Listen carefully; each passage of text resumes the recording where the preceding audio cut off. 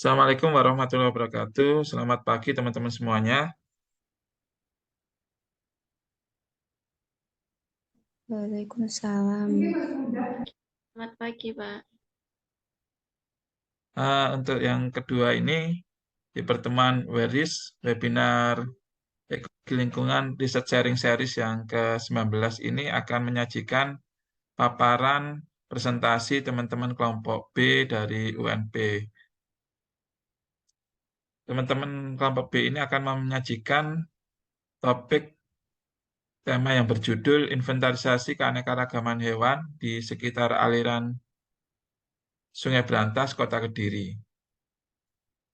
Untuk mempersingkat waktu, eh, saya persilakan teman-teman kelompok B untuk mempresentasikan hasil riset atau observasinya. Silakan.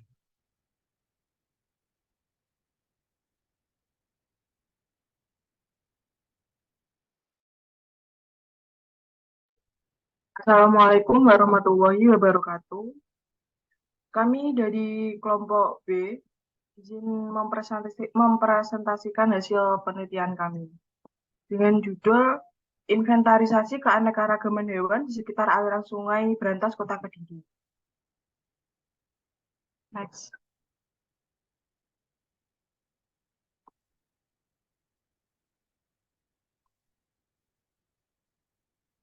Dengan pendahuluan, Sungai Brantas merupakan sungai terpanjang kedua di Pulau Jawa setelah Sungai Bengawan Solo.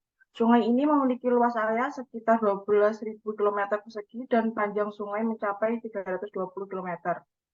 Sungai Brantas bersumber dari sumber Brantas Kota Batu, tepatnya di lereng Gunung Arjuna dan Anjasmara, lalu mengalir melewati Blitar, Tulungagung, Kediri, Jombang, Mojokerto, dan akhirnya ke Surabaya. Next.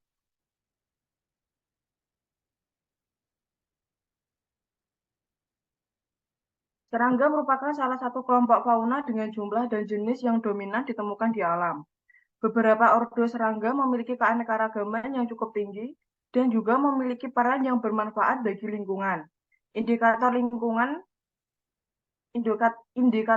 sekitar sungai yang bersih dapat dilihat dari banyaknya keanekaragaman hewan yang hidup dari kelas insekta, diantaranya capung, lebah, dan belalang.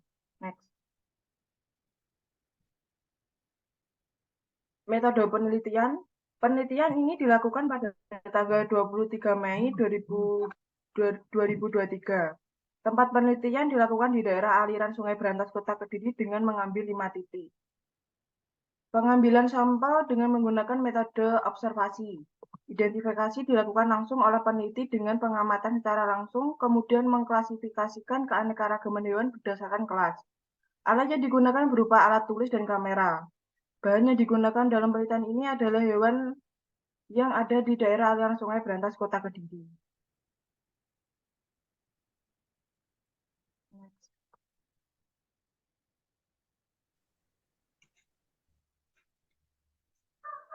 Untuk titik pengambilan sampel, titik yang pertama yaitu di Kelurahan Mojoroto, titik kedua di Kelurahan Mojoroto tetapi sedikit berbeda di koordinatnya dari titik 1, dan titik yang ketiga di Kecamatan Mojoroto, Kota Kediri.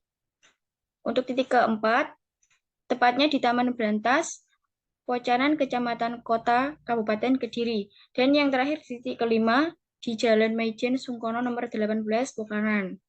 Lebih tepatnya, untuk titik 5 ini di area parkir sebelah utaranya Taman Brantas. Next.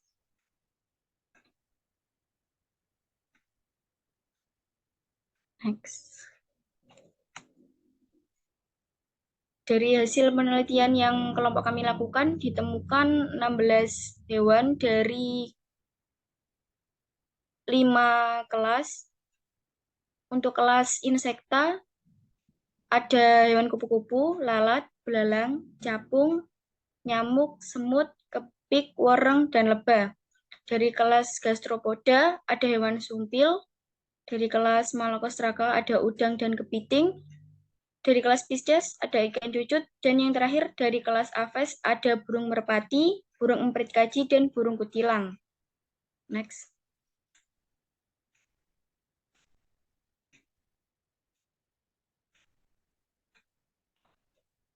Next.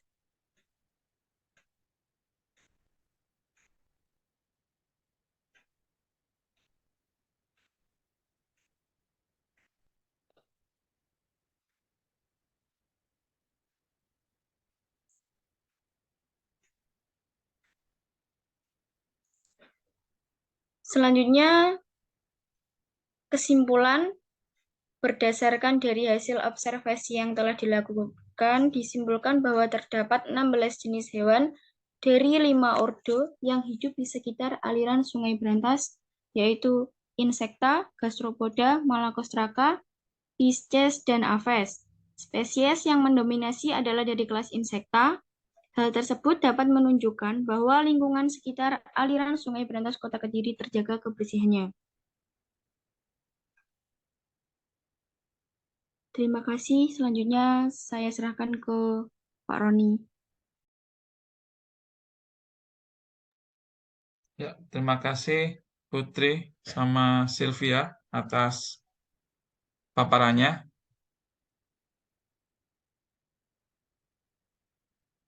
Untuk sesi berikutnya, sesi tanya jawab, dan pertanyaan saya serahkan ke Mbak Safa. Bisa berupa saran, masukan. Silakan, Mbak Safa.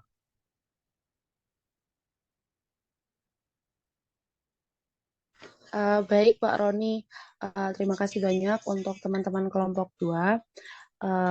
Izin bertanya terkait pemaparannya tadi kan terkait inventarisasi keanekaragaman hewan di sekitar aliran Sungai Brantas, Kota Kediri.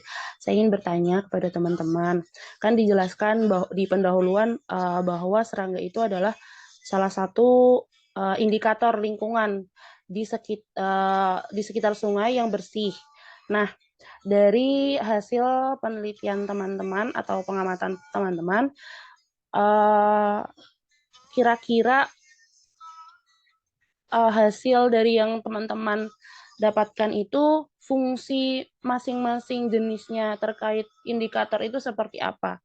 Maka teman-teman sudah mencoba mencari, karena kan dijelaskan di pendahuluan atau menjadi salah satu latar belakang kenapa teman-teman mengamati ini, berarti kan teman-teman juga harus bisa menjelaskan bagaimana kemampuan masing-masing jenis serangga ini terhadap lingkungan sebagai indikator atau bioindikator tersebut. Kemudian juga mungkin saran dari saya, karena kan di hasil pemaparan teman-teman ini tidak ada disebutkan nama ilmiahnya, hanya nama lokal, kemudian ordo langsung. Nah, mungkin bisa juga ditambahkan nanti di papernya untuk menambahkan nama ilmiahnya. Kurang lebih begitu Pak Roni. Terima kasih banyak. Ya, terima kasih Mbak Anggra atas saran, masukan, dan pertanyaan. Silakan kelompok B ini untuk menanggapi. Bisa Sylvia atau teman-teman anggota kelompoknya, silakan.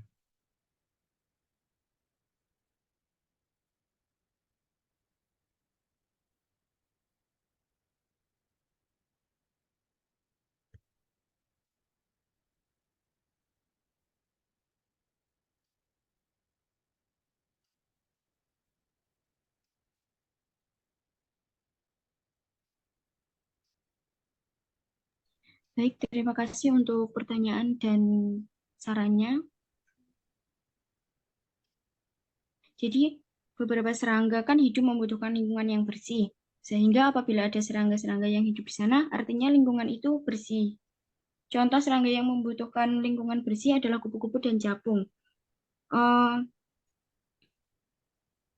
Untuk kelas gastropoda memiliki peranan penting bagi keberlangsungan hidup karena dapat melakukan mekanisme daur ulang dan perputaran hara dari kandungan hayati perairan.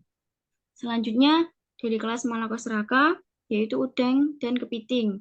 Untuk kelas Pisces ikan cucut, kelas Aves memiliki peran sebagai rantai makanan pada ekosistem.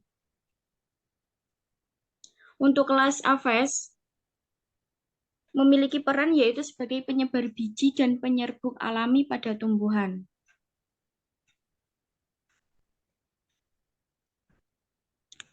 Mungkin ada tambahan dari teman-teman saya, silahkan.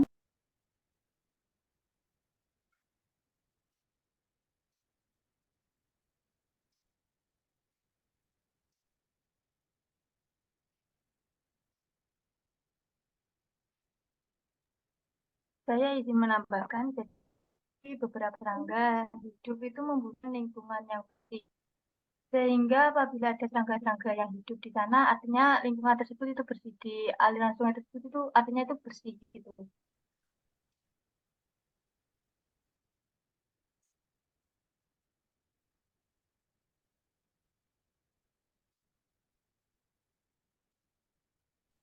Contoh serangga yang membutuhkan lingkungan bersih adalah kupu-kupu dan capung.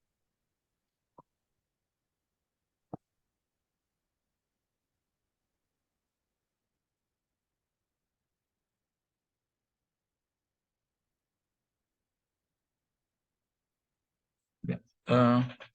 Terima kasih Sylvia dan Putri atas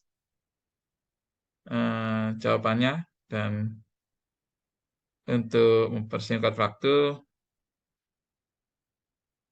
ini sebenarnya ada sedikit waktu, tapi kita akan habiskan di sesi berikutnya. Jadi untuk sesi ini, baris ke-19 ini saya akhirkan sampai di sini. Saya ucapkan terima kasih buat Mbak Anggra, Mbak Safa, dan teman-teman semuanya sudah join di baris ke-19. Saya tutup, akhirul kalam. Wassalamualaikum warahmatullahi wabarakatuh.